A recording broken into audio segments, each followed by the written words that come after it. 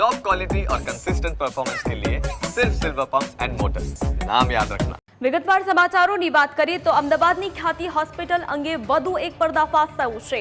મૃતકના પરિવારનો હોસ્પિટલ અને પોલીસ તંત્ર સામે મોટો આરોપ કરવામાં આવ્યો છે। સુરેન્દ્રનગરના દર્દીનું ખ્યાતિ હોસ્પિટલમાં સારવાર બાદ મોત થયું હતું। ખ્યાતિ હોસ્પિટલમાં સારવાર બાદ તબિયત વધુ ખરાબ થઈ હતી તેવો દાવો કરવામાં આવી રહ્યો છે। તબિયત વધુ ખરાબ થતા સિવિલ હોસ્પિટલ લઈ જવાયા હતા તેવું પરિવારજનોનું કહેવું છે। પરિવારે પોલીસને પણ ખ્યાતિ હોસ્પિટલની બેદરકારી સામે અરજી કરી હતી।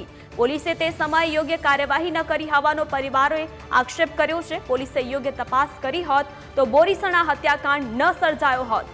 તો બજાણાના ગણપતભાઈ બજાણિયાનું મોત નિપજ્યું છે। જે તે સમયે સારવાર કરવામાં આવી ત્યારે ખ્યાતિ હોસ્પિટલના ડોક્ટરો દ્વારા તેઓને જણાવ્યું હતું કે તમારી એક નળી બ્લોક છે, માટે તમારે એન્જિયોગ્રાફી કરાવવું પડશે। તેમની સાથે રહેલા ગણપતભાઈના પત્ની લક્ષ્મીબેને ઓપરેશન કરવા માટે તેના પુત્રને ફોન કરી જણાવ્યું હતું, પરંતુ પુત્રએ ઓપરેશન કરવાની ના પાડી હતી। છતાં લક્ષ્મીબેનને સમજાવી 10 મિનિટમાં ઓપરેશન થઈ જશે તેવું જણાવીને હોસ્પિટલે તેઓની એન્જિયોગ્રાફી કરી હતી અને એક સ્ટેન્ડ મૂક્યું હતું। આ ઓપરેશન બાદ તેઓની તબિયત લથડતા તેઓને આઈસીયુમાં એડમિટ કરવામાં આવ્યા હતા, જ્યાં 24 કલાક રાખ્યા બાદ ખ્યાતિ હોસ્પિટલના ડોક્ટર દ્વારા તેઓને વધુ તબિયત ખરાબ હોય અને અન્ય હોસ્પિટલમાં રેફર કરવા માટે જણાવ્યું હતું।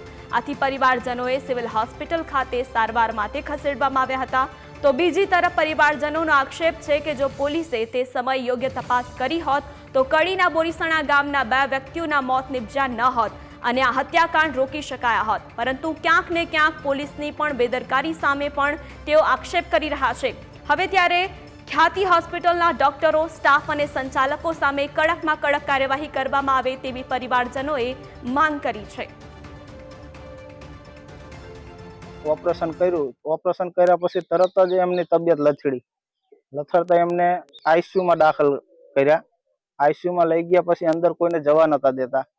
એમને 1.5 દિવસ ત્યાં આઈસીયુમાં રાખ્યા અને પછી મારા ઉપર ફોન આવ્યો કે આવી રીતના છે તકલીફ, એટલે કે તમે આવો। એટલે હું ગયો અને પછી મને કોઈ હતું રિસેપ્શનમાં, એમને મને જાણ કરી કે તમારે આ કાકાની તબિયત વધારે ખરાબ છે, એટલે કે તમારે સિવિલમાં રિફર કરવા પડશે કે। અને જો કરી હોત તો આજે બોરુસણા વાળો જે કેસ બન્યો એ ગામનો, તો એ હાલ ના બનત। ડોક્ટરની ભૂલ કહેવાય ને, હાથા ચાલતા ગયા અંદર લઈ ગયા પછી આવું બની ગયું તો ભૂલ ડોક્ટર કહેવાય ને। અમારી માંગ અમને ગમે તે ન્યાય અપાવો।